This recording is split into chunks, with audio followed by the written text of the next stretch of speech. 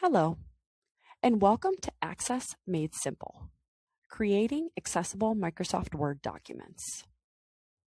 In this session, we'll provide an overview of key accessibility features to consider when creating Word documents.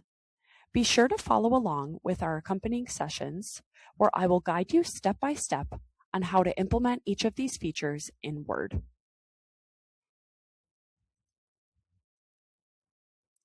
In this session, we will cover proper headings, alternative text, also known as alt text, descriptive hyperlinks, accessible tables, and the Check Accessibility tool. Proper headings.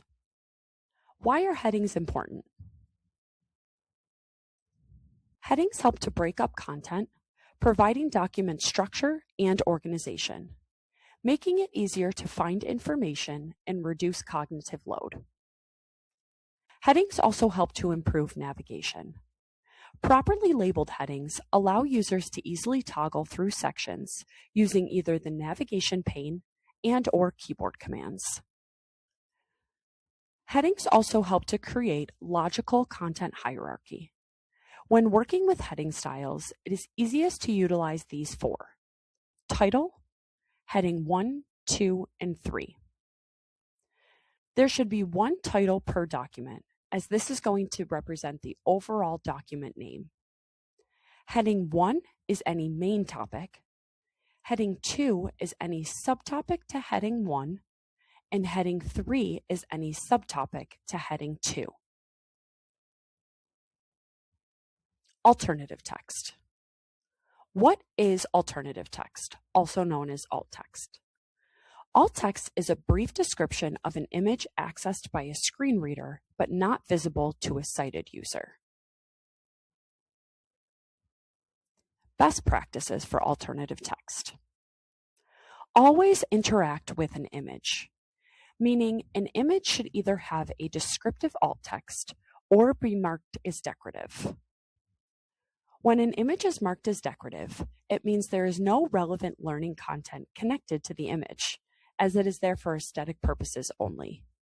A screen reader will simply skip over the image as it is not important. Avoid redundancy. Alt text does not need to begin with image of, as a screen reader will notify the user that it is an image. Lastly, try to be descriptive and concise. To help formulate proper alt text, work backwards and ask yourself, why is this image important? What do I want the user to gain from this image? Try your best to answer the question within 3 to 4 descriptive sentences. Descriptive hyperlinks. What are descriptive hyperlinks? These are links that provide clear, meaningful text that communicates where the link will take the user. Best practices. Avoid using click here or link. If there are multiple links that say click here or multiple links with the same descriptive text within the document, it can make it difficult for users to navigate efficiently, not knowing where the link will take them. URLs can be an overwhelming string of words, symbols, and characters. They do not provide information about where the user is being directed, and for learners who use screen readers, it will read each character and symbol out loud, which can become confusing and time-consuming. Lastly, keep links short yet clear and descriptive. The simpler, the better. Tables. Best practices when creating tables. Present tabular data in a true table structure. Use the Insert Table option rather than the Draw Table option. Properly label headings. Ensure the heading clearly labels the information or data that can be found in the table. Always select Repeat Header Rows. This ensures the top header row will carry down to the next page for easy navigation and understanding. Always select Header Row and First Column, as this designates one header row and one column to the table. And lastly, avoid merging, splitting, or nesting cells, as this can eliminate accessible table structure.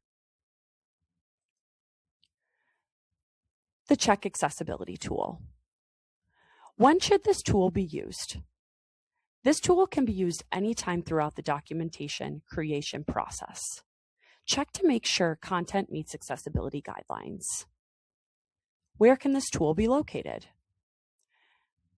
This tool is located under the Review tab and Check Accessibility.